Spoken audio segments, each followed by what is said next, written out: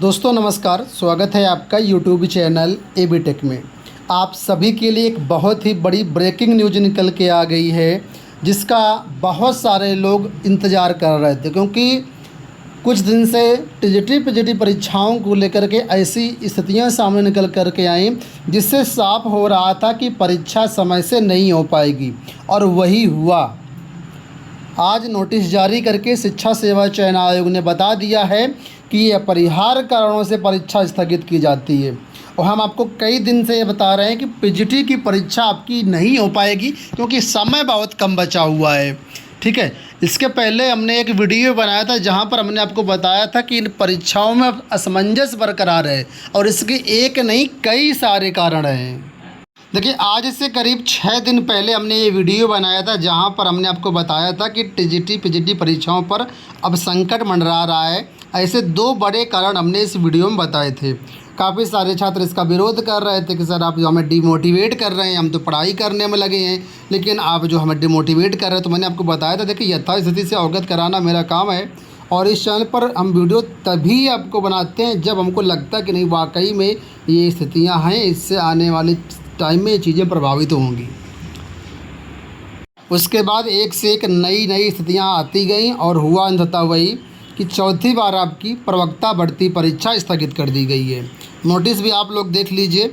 आज 29 सितंबर की ये नोटिस है, उत्तर प्रदेश शिक्षा सेवा चयन आयोग द्वारा जारी की गई है। और यहाँ पर देखिए बताया गया है कि आप सभी को सूचित किया जाता है कि विज्ञापन संख्या 2/2022 प्रवक्ता पीजीटी की दिनांक 15 व 16 अक्टूबर को होने वाली निर्धारित लिखित परीक्षा अपरिहार्य कारणों से स्थगित की जाती है। परीक्षा तिथि की सूचना अलग से दे दी जाएगी आपको। तो आप लोग जानते हैं चौथी बार ये परीक्षा आपकी स्थगित हो चुकी है। इस बात का बिल्कुल भी अंदेशा नहीं था शुरुआत में कि परीक्षा स्थगित हुई, लेकिन शिक्षा सेवा चयन आयोग में इस तरीके से स्थितियाँ उत्पन्न हुई, जिसके कारण ये परीक्षा आपकी चौथी बार कुल मिलाकर के स्थगित कर दी गई है। नई डेट कब आएगी कब नहीं आएगी, अब ये एग्ज़ाम 2025 में होगा या 2026 में होगा, इसकी कोई संभावना अभी नज़र नहीं आ रही है।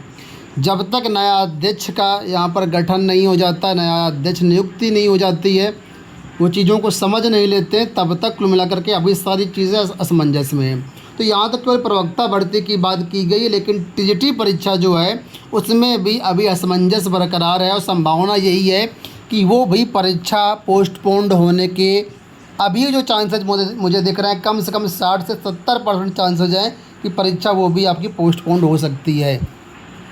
ठीक है, अब ये सब स्थितियां उत्पन्न होने के लिए आपने देखा होगा कि अध्यक्ष जी ने इस्तीफ़ा दिया। इस्तीफ़ा देने के बाद जो कारण निकल के आए, वो कारण सबसे बड़े महत्वपूर्ण कारण हैं। यहाँ पर आपको दिखा भी दे रहा हूँ, देखिए कि गुटबाजी व पीजीटी परीक्षा का प्रश्न पत्र बना प्रोफेसर कीर्ति की विदाई का सबसे बड़ा कारण। तो आयोग में गुटबाजी चल रही है, और जहाँ गुटबाजी से काम होगा, मिलजुल कर के काम नहीं होगा, सामंजस्य नहीं होगा, वहाँ पर कोई भी चीज़ समय से नहीं हो पाएगी। और दूसरा बड़ा कारण यहाँ पर ये है कि जो पीजीटी परीक्षा है, इस पीजीटी परीक्षा में जहाँ एक तरफ तैयारी चल रही थी, वहीं दूसरी तरफ कुछ लोग जो है उस परीक्षा में धांधली करने का प्रयास करा रहे थे, जिसके कारण शासन को इस बात की भनक लगी कि नहीं, पीजीटी परीक्षा में जो पेपर हो रहा है उसमें खेल हो रहा है, कुछ गड़बड़ियाँ हो रही हैं। तो पेपर छपने के लिए दे दिया गया था एजेंसी को, और एजेंसी को पेपर देने के बाद प्रिंटिंग रोकनी पड़ी। क्यों रोकनी पड़ी? क्योंकि यहाँ पर इनपुट मिले थे कि जो है इस परीक्षा में शुद्धता नहीं रह गई, कुछ समस्याएं हो रही हैं, पेपर लीक हो सकता है, जिस कारण इसका पेपर प्रश्न पत्र की प्रिंटिंग रोकनी पड़ी।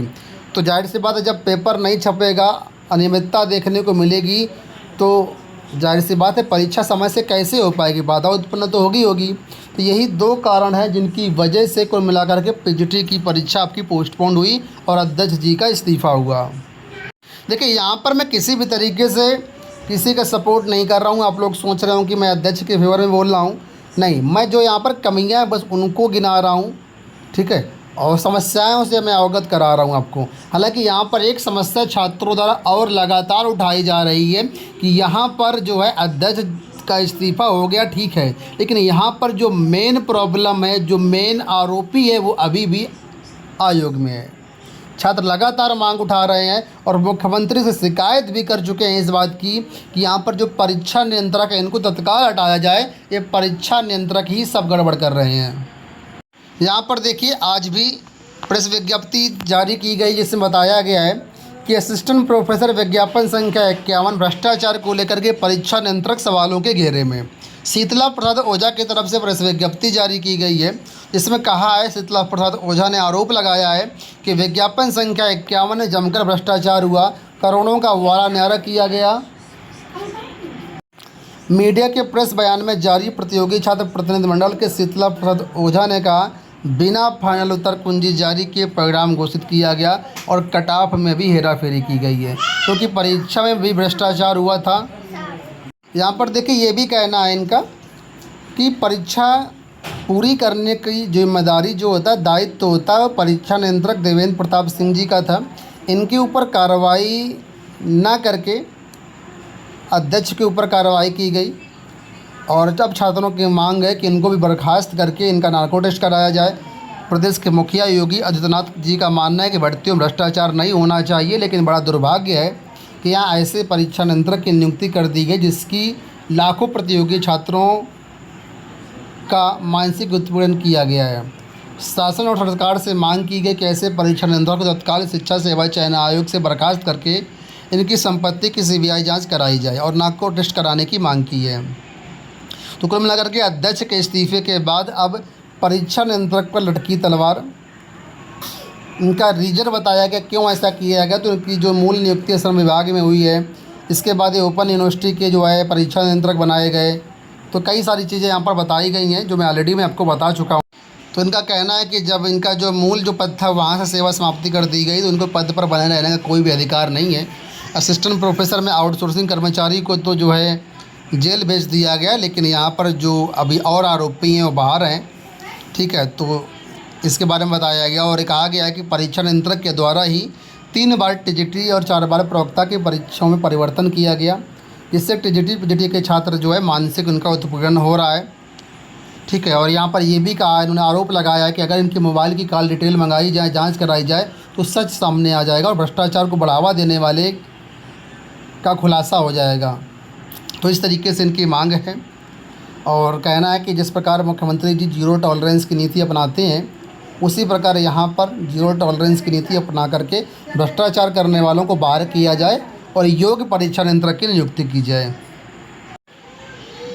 इसके लिए कहा गया है कि 1 सप्ताह का हम समय देते हैं और अगर ऐसा नहीं होता है तो मजबूरन छात्र शिक्षा सेवा चयन आयोग पर बड़े आंदोलन के लिए बाध्य होंगे।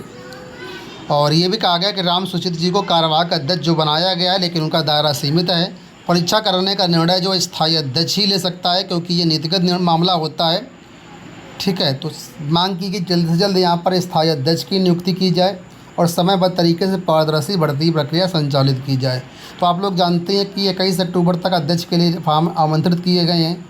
21 अक्टूबर तक तो फॉर्म भरे जाएंगे, इसके बाद यहाँ पर उसकी उनकी स्क्रीनिंग होगी, चयन प्रक्रिया पूरी की जाएगी। उसके बाद यहाँ पर नवंबर में अध्यक्ष मिल सकते हैं।